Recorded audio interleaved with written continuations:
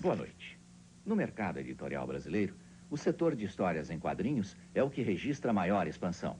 Com trabalhos altamente criativos, os quadrinhos brasileiros estão hoje entre os melhores do mundo. Algumas histórias são tão bem desenhadas que só podem ser vendidas no exterior. Há também quadrinhos anárquicos e até mesmo repugnantes. A criatividade e a ousadia dos quadrinhos brasileiros. Este é o nosso assunto de hoje.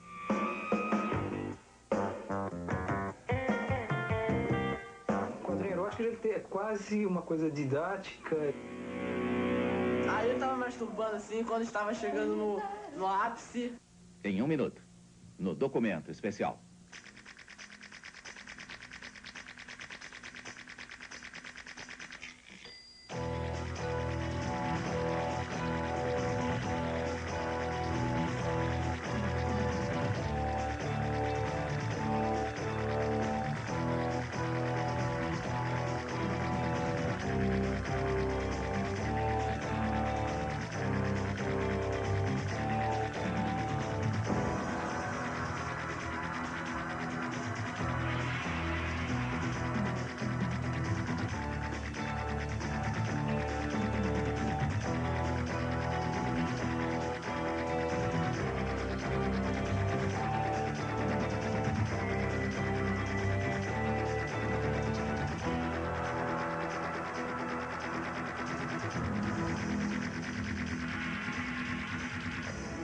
O mercado mundial das histórias em quadrinhos vem se modificando bastante nos últimos anos. Cada vez aumenta mais a venda de revistas dedicadas especificamente ao público adulto. Mas os grandes campeões continuam a ser os quadrinhos infantis. E aqui, a brasileiríssima Turma da Mônica já supera em vendas os personagens de Walt Disney.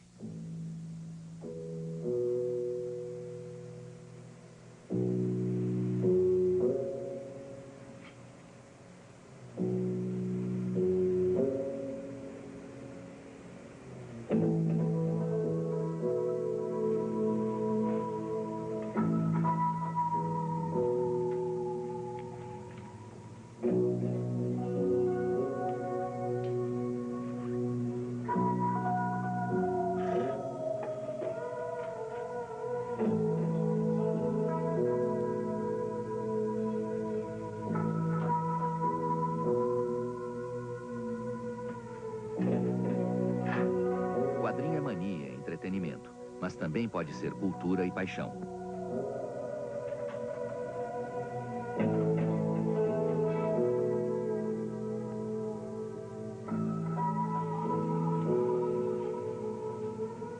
Síntese de todas as artes, a história em quadrinhos atinge hoje todas as faixas de público, especialmente o adulto. Quadrinhos de terror que tornam ingênuos antigos personagens como Frankenstein ou Drácula são hoje criados em série por exigências do mercado. Quadrinhos altamente eróticos são consumidos em massa por ávidos leitores, saciando desejos inconfessáveis e fantasias sexuais. Até mesmo quadrinhos anárquicos e escatológicos são vendidos aos milhares. Mas o grande campeão do mercado continua a ser o quadrinho dedicado ao público infantil. Crianças de classe média consomem tiragens acima dos 100 mil exemplares por mês. Esse mercado milionário é dominado por Maurício de Souza, o criador da Turma da Mônica. Apoiado em uma estratégia de marketing bem definida, Maurício produz as revistas mais vendidas, superando com larga margem os personagens de Walt Disney. Apesar dos quadrinhos infantis serem os mais vendidos, o grande fenômeno do mercado são hoje os gibis para adultos. Enquanto todas as linguagens artísticas estão se adolescentizando para ganhar um novo público, para conquistar o público, todo mundo preocupado com a ausência de gente no cinema, então querendo ficar mais pop e tudo, os quadrinhos estão ficando cada vez mais adultos.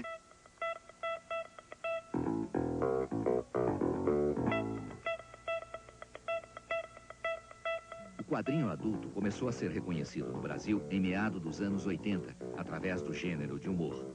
Os três amigos, Laerte, Angeli e Glauco, com sua irreverência e acidez, conquistaram o público nas páginas dos principais jornais do país e logo partiram para as bancas com revistas próprias. Na verdade, né, quem começou, deixou um espaço em branco foi o Enfio na época, né, com o Fradinho.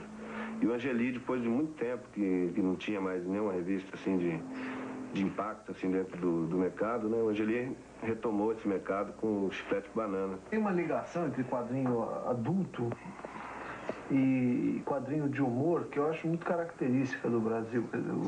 A gente tem feito revistas de quadrinho que são, na verdade, uma decorrência da linguagem de humor. A gente trabalhava com cartoon e passou a trabalhar com quadrinho.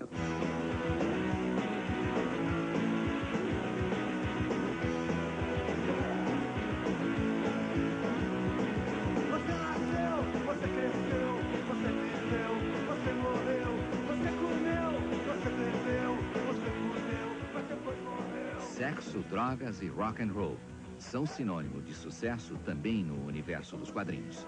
As revistas com personagens drogados e com problemas sexuais e psicológicos têm altas tiragens. O público, ou parte do público, se identifica com esses anti-heróis. O que faz o público se deliciar com o trabalho de humor, Banana, eu acredito que é pela maneira que os personagens são montados, a personalidade do personagem, principalmente porque esses personagens são facilmente encontráveis pela rua.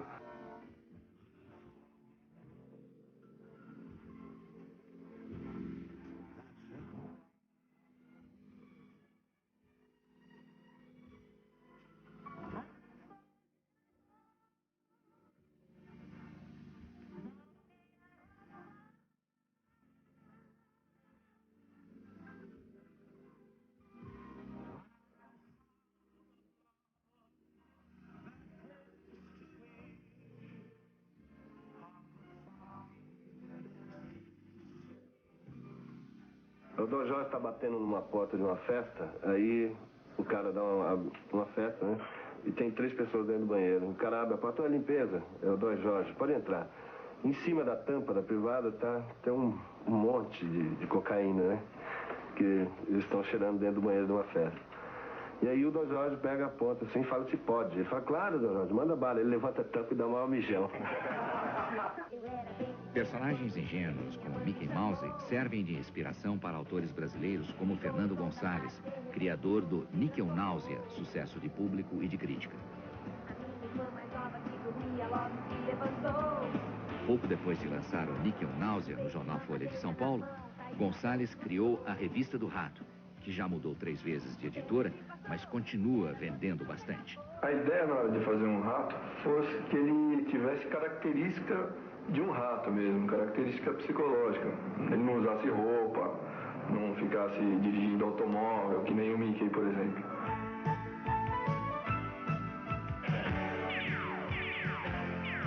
Às vezes no dia dentro decorando um avião de combate, provocando ataques, disparando mísseis de amor. Em plena madrugada da Rasputin, a cidade é um mapa. Daqui a pouco, você vai conhecer os mais assustadores quadrinhos de terror criados no Brasil. Você vai ver também os quadrinhos eróticos brasileiros, que fazem sucesso desde que foram lançadas as primeiras criações de Carlos Zéfiro, o grande pioneiro.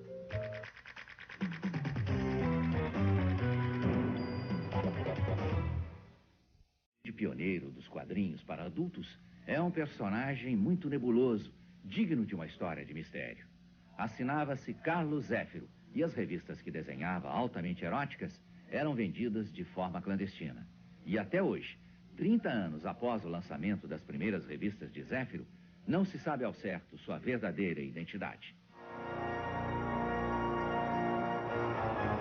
Na década de 50 e 60, falar em quadrinho adulto era tido como de mau gosto, principalmente porque eles eram quase sempre de terror e assustavam as famílias da época. Na realidade, o que interessa é saber o que somos. Não se dê ao trabalho de pensar que a conclusão final seria loucura, o final de tudo, para o início do nada. Sua mente confusa não sabe o que procura, porque o que procura confunde a sua mente e nasce o terror. José Mojica Marins, José do Caixão, já naquele tempo fazia filmes associados à publicação de gibis de terror. Foram promovidas campanhas de opinião pública contra esses tipos de histórias em quadrinhos no Brasil e nos Estados Unidos. No entanto, autores como Flávio Colim insistem no gênero até hoje. E nós estávamos numa roda ali na praia e chegou um outro lá, e começaram as apresentações, né? Esse aqui é o doutor fulano, esse aqui é o coronel não sei o quê, esse aqui não sei o que lá. E esse aqui é desenhista. O cara, os desenhos, eu digo, eu faço história em quadrinho, o cara puxou a mão. Pô, é louco, pô. Outro pioneiro do quadrinho adulto brasileiro assinava com o pseudônimo Carlos Zéfiro. Produziu entre 61 e 83 cerca de 600 catecismos, folhetos editados de forma artesanal. As histórias de Zéfiro detalham todas as posições possíveis para o sexo, às vezes exagerando em certos detalhes. Reconhecido mais como narrador do que como desenhista, contava casos de tios com sobrinhas, patrão e empregada, jeca e granfina. O Zéfiro, para muita gente, para várias gerações, servia um pouco de iniciador sexual, ou seja, de como se daria uma certa prática de iniciação sexual. Já foram escritos alguns livros sobre Carlos Zéfiro. Suas histórias são imitadas pelas novas gerações, mas até hoje sua identidade permanece como um grande mistério. A curiosidade sobre Carlos Zéfiro é tanta que já surgiram vários desenhistas tentando se passar pelo criador do quadrinho erótico nacional. Um dos falsos Zéfiros é o desenhista Eduardo Barbosa, que costuma dar entrevistas assumindo a autoria dos desenhos. O Hélio Brandão, a pessoa que editou o Zéfiro, que distribuiu o Zéfiro, né, é um livreiro, como é sabido por todos, tem um sebo na Praça Tiradentes, no Rio de Janeiro, aqui no Rio, e ele é o único contato real que se tem, que se sabe pelo menos, nessa relação, ou seja, de um cara com o próprio desenhista, não é? O livreiro Hélio Brandão, que publicava as histórias clandestinas, cobra caro para revelar a identidade de Zéfiro. Se eu pudesse botar o Carlos Zéfiro com você, aí eu digo, é tanto. Nós podemos conversar a respeito. Qual é o preço que você diz? Oferece? Apenas o senhor, sem o Carlos Zéfiro, apenas uma entrevista com o senhor. O Zéfiro foi criado. Eu queria lançar revista pornográfica. Aí criei um desenhista. Não vou dar confiança para um cafajeste como você. Eu sou uma mulher séria. Eu não quero. No final da década do surgimento da pornochanchada, houve uma verdadeira explosão de quadrinhos eróticos nas bancas de jornais que repercute até hoje. Embora tragam uma tarja proibindo a venda a menores de 18 anos, esses quadrinhos são entregues a quem tiver dinheiro para comprar.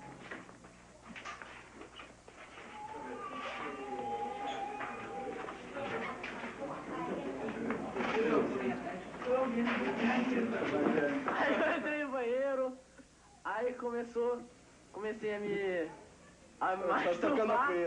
masturbar. Aí eu tava masturbando assim, quando estava chegando no ápice, quase batendo na porta. Como é que é? Vamos sair daí, por favor? Vamos sair que eu tô apertado, meu amigo. Vamos sair daí. Vai no outro banheiro, pô. Na minha casa aconteceu exatamente isso. Ele comprou às escondidas, né? Tem o dinheiro, ele foi lá, comprou, escondindo debaixo dos colchões. E, casualmente, um dia, numa das nossas remexidas dentro de casa, eu vi aquela tonelada de revista e falei, caramba, o negócio agora já está começando a esquentar aqui. O quadrinho erótico brasileiro, eu acho que na maior parte das vezes não cumpre a sua função, que é render uma bela punheta, porque a função da pornografia, já dizia Jorge Bataille, é o orgasmo, certo? Então, se não leva a um orgasmo decente, não serve para nada. Eu deixei de fazer erótico, foi por uma questão assim de princípios, né? Uma questão de cabeça mesmo. Eu fazia antes o erótico para sobreviver, né? E fazia assim com um sentimento de culpa.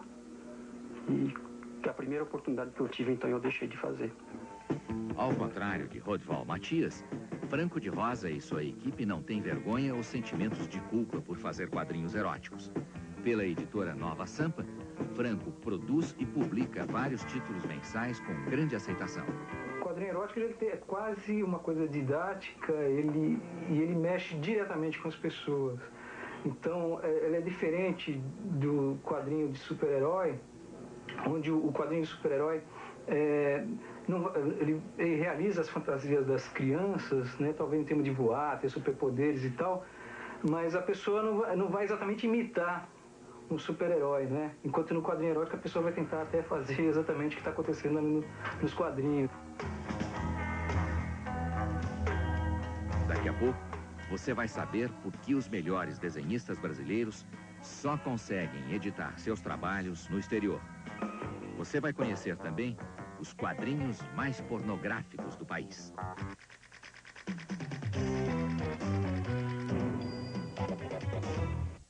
A primeira Bienal Internacional de Quadrinhos. Será uma boa oportunidade para que os brasileiros conheçam grandes desenhistas nacionais que só conseguem publicar seus trabalhos no exterior. As maiores editoras brasileiras não demonstram interesse em quadrinhos de alto nível.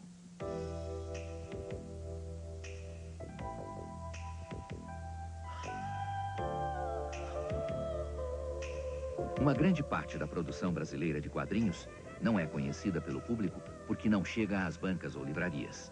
É o caso de trabalhos feitos exclusivamente para exportação. Histórias como as de um grupo de bandeirantes no século XVI, por exemplo, encontram no exterior um público interessado no exótico Brasil. As grandes editoras brasileiras consideram arriscada demais a publicação desse material.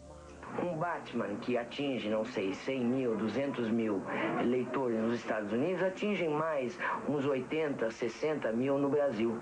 Com isto, o custo, digamos, de uma página, o custo de um filme pronto, de uma duplicata, é muito inferior ao custo de você pegar uma arte final, fazer a seleção, criar o filme e imprimir. Nessas grandes editoras, os caras que estão fazendo, que estão cuidando da parte de quadrinhos, eram caras que estavam fazendo figurinha, e aí, por um lance burocrático, passaram para cuidar quadrinho, não entende do que estão fazendo, e não estão, assim, interessados nisso. A gente é muito colônia ainda, né? Uma coisa de... O cara que monta a estrutura, ele está acostumado a ganhar dinheiro porque ele compra o material de fora e publica aqui. Mas ele está esquecendo de uma série de coisas que vão dar muito mais dinheiro, que vão render muito mais, e que é criar aqui, vender para fora, exportar, né? São os tubarões voadores. Eles surgiram repentinamente. Tubarões voadores! Sua caixa craniana esculpida num único pedaço cartilaginoso forma uma estrutura poderosamente sólida. Luiz G. é o autor mais importante do quadrinho brasileiro. Reconhecido internacionalmente, aqui sempre teve dificuldade de ser pago de acordo com o valor de seu trabalho. Talvez porque mostre a violência da cidade brasileira, ou talvez porque só faça quadrinho arte, Luiz G. permanece praticamente desconhecido em seu próprio país. Eu fui com o meu portfólio, fui lá fazer um contato com eles, né? E um dos assistentes foi me receber na porta e falou assim, não, a gente não entra, não, vamos dar uma olhada aqui mesmo, tal, não sei o que, aquela coisa já, né? Já está mais perto da porta de saída. Aí ele abriu a portfólio, foi vendo as histórias, assim, e de repente ele falou, já liberou lá dentro, já liberou, tal. E aí os caras me deram o broxinho da Fleetway e falaram, well, welcome to the club. Otto Laundomovich é o desenhista mais detalhista de todos. Para criar seus personagens, primeiro ele os esculpe em barro e borracha. São personagens, né, que você cria, do desenho passa pela terceira dimensão, extrapola e vira quadro também, vira tudo, né? Quer dizer, aqui tem vários. Aqui são meus parentes, né? O segundo momento é a página em lápis, para depois copiá-la em nanquim. No final, Otto coloca as cores. Seu trabalho foi para a França. Com o que se paga no Brasil, ele não cobriria nem o custo do material gasto. Lá fora que está primeiro o bom pagamento, que está o lucro mesmo, né? Quer dizer, não seria uma coisa que tu faria amadoristicamente, você faria com o intuito mesmo de grana, de se dar bem e poder ter família, ter filhos, vamos dizer, né? Quer dizer, não é brincadeira, né? Atualmente, Otto tem trabalhado em cinema, na confecção de storyboards. Desenhou os últimos filmes de Hector Babenco e Walter Salles Jr. Teve um problema lá no filme que o índio desce e tem o lance do paraquedas, né? E ele parece que teria que ser um deus descendo do céu. O que eu fiz? Eu até fiz um desenho um pouco melhorado. Eu fiz ele descendo, ele vem aqui, abre a porta, vai descendo, o vento vai, e ele cai. No que ele cai, o sol é de meio-dia, bate uma luz por cima do paraquedas. O que o paraquedas fica aparecendo? Fica aparecendo para a visão, depois lá embaixo, dos índios, um deus. Assim como os quadrinhos feitos para exportação, os quadrinhos dos fanzines também não chegam ao grande público brasileiro. Sua distribuição é feita através de um circuito alternativo pelo correio, formando uma família postal que se estende pelo Brasil e até pelo exterior. Esse aqui, por exemplo, é fanzine só de música. São Paulo é o estado que mais concentra fanzines no país. Lá existe um verdadeiro movimento. Os pioneiros Flávio Calazans e Paula Prata, da cidade de Santos, no litoral paulista, fazem quadrinhos inspirados em projetos anarquistas e libertários. Então essa é a transa, você alguma coisa te desperta, aí você encontra uma outra pessoa que também está pensando em uma coisa, quando você vai ver, todo mundo está pensando igual, e a gente acaba fazendo um fanzine juntos. Esse aqui é o Guerrilha que a gente recebeu, é um fanzine, não tem nome, porque é bem guerrilha mesmo, explicando como é que se faz uma carta-bomba, como é que se faz um coquetel molotov, como é que tortura, tal, carta-bomba, E tem uma gíria de milico no meio. É uma parada, não sabemos quem fez, que a gente recebeu sem remetente, tá?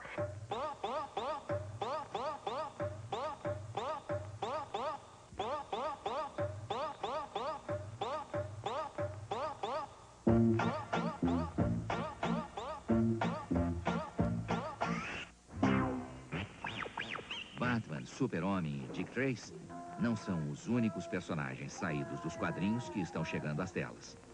O Homem de Preto, personagem criado pelo fanzineiro Emir Ribeiro, da Paraíba, seguiu o mesmo caminho. Uma produção amadora, tal como os fanzines, premiou o Herói Justiceiro com um longa-metragem de 2 horas de duração. Mas a principal criação de Emir é Velta. Os numerosos fãs da super-heroína de 2,20 metros de altura e que emite raios de força por todos os orifícios do corpo, vão ter que aguardar a próxima superprodução de Emir Ribeiro, que segue uma tradição de 30 anos de quadrinho da Paraíba. Toda pessoa que trabalha com quadrinhos sempre sonhou em pegar um personagem daqueles que ele cria e transportar para a tela. Daqui a pouco, você vai conhecer os quadrinhos da Dundum, que causaram uma crise política em Porto Alegre. Como é que com o Vanguarda tu te atreve a colocar uma revista com essas cenas de alguém dando uma trepada numa porca? Você vai conhecer também quadrinhos repugnantes, que as editoras recusam, mas acabam sendo editados.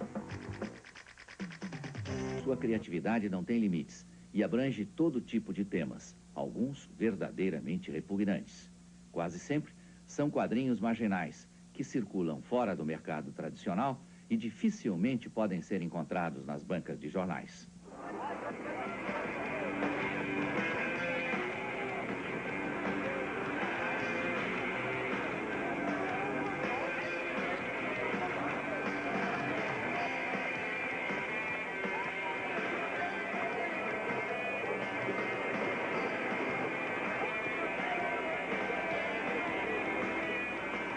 O crescimento do público adulto está abrindo espaço para uma nova geração do quadrinho nacional. Para esses jovens, o sonho não só não acabou, como está apenas começando.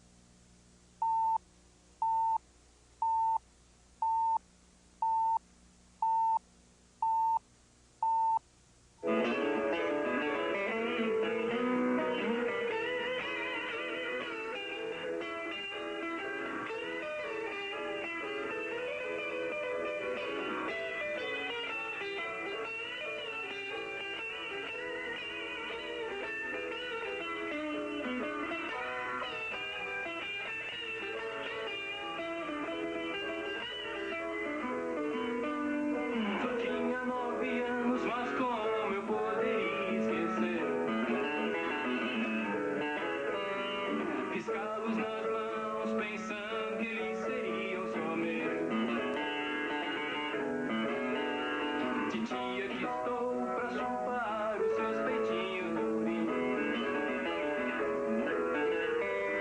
Titia, esqueci de pensar, 10 anos mudam as coisas. Descascando bananas, vi o tempo passar. O tempo que amadureceu seus belos maracujás.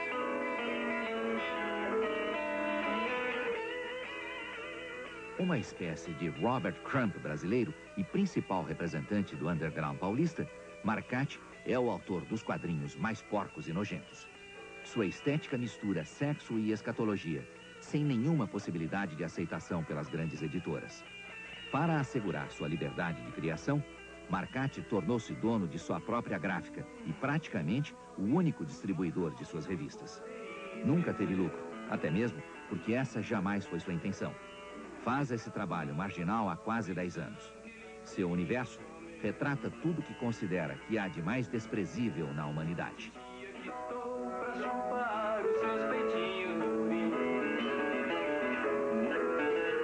Basicamente todos os autores, né, em qualquer área, não só de quadrinhos, que traçam um tema é porque eles acreditam nesse tema ou porque teorizam a respeito desse tema. O meu é o contrário, eu repudio, né? Então é uma forma de repúdio. Então eu gosto de escrotear essa relação humana. O ser humano ainda não se descobriu enquanto relação humana.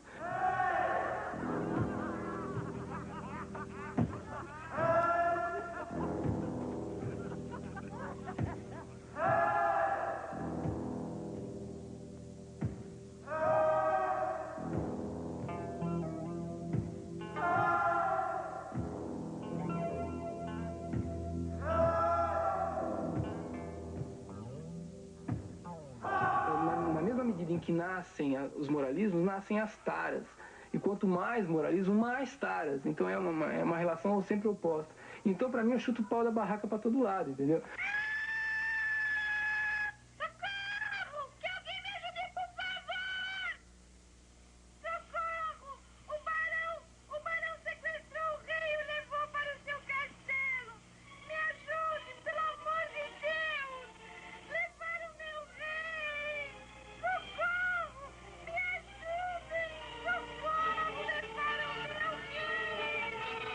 Isto é um trabalho para... Super Bunda Mole! Agora que estamos a sós, meu caro rei.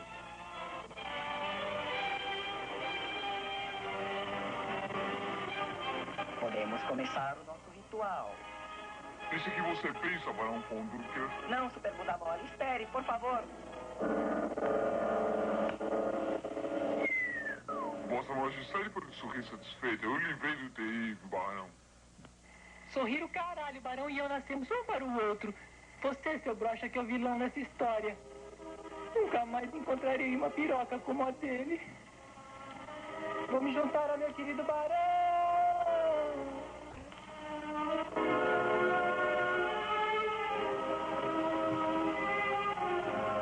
Meu Deus! A minha tesão enterra teus bagos. E assim, mais uma vez, a justiça e o bem triunfaram sobre o mal. Em Porto Alegre, a efervescência cultural da juventude passa pelo rock e pela vida noturna, pelos quadrinhos e o cinema de animação. Lá, a arte das novas gerações tem um ar de desafio às normas estabelecidas. Foi nesse cenário que surgiu a revista Dundum.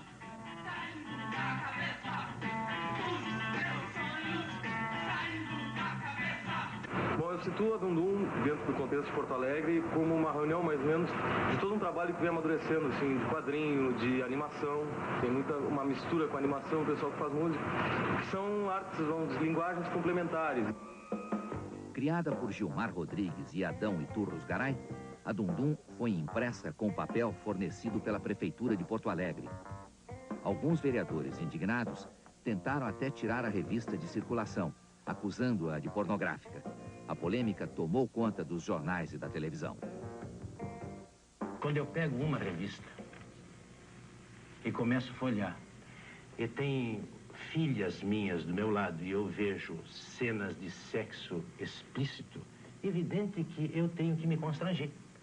Agora, se os senhores entenderem que isso é pregar moral de cuecas, isso é o meu caráter. Eu sou assim, eu acho que dentro da minha família eu não posso ter esse tipo de intimidades para coisas escabrosas. Só isso. Eu esperava mais de um homem que tinha uma postura mais de vanguarda, um homem que se propõe em sintonia com a proposta de esquerda. Eu vejo o senhor muito em sintonia. Nunca se fez vanguarda neste país com pornografia. Eu estou falando em bom gosto, em vulgaridade.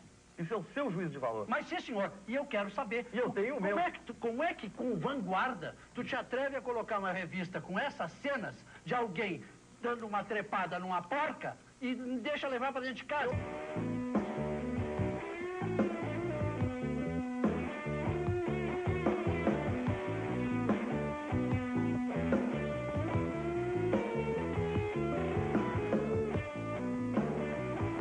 Se não tivesse ali o logotipo da Prefeitura e da Secretaria Municipal de Cultura, quer dizer, não teria acontecido nada disso, né?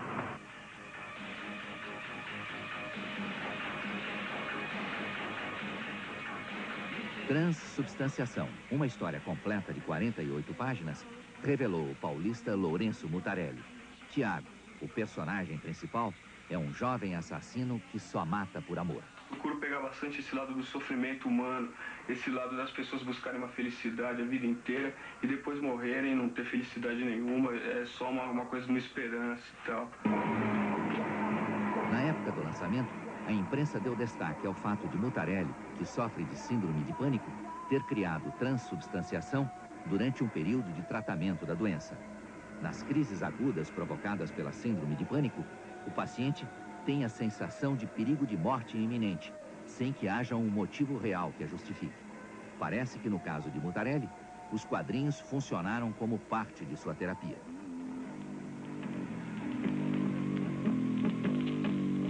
O que poderia parecer a morte, para mim, foi meio um renascimento. Por que tantas pessoas, a despeito de todas as dificuldades, podendo usar seu talento em atividades bem melhor remuneradas, lutam tanto para poder criar uma página cheia de quadrinhos e desenhos? Provavelmente, essas mesmas pessoas não saberiam responder a essa pergunta. Mas fica cada vez mais claro que, pouco a pouco, a história em quadrinhos vai deixando de ser apenas uma leitura fácil para criança ou uma distração ligeira para adultos.